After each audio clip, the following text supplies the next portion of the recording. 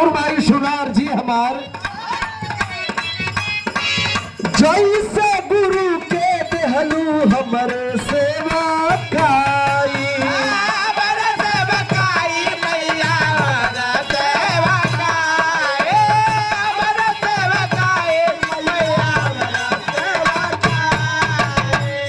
अपने चरनिया के दास लागा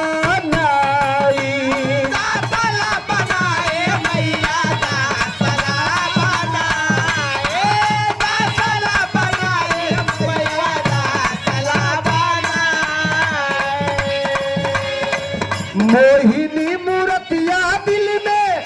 और न पढ़ के मंगल को सही गैलू ना मैया मोरी भोले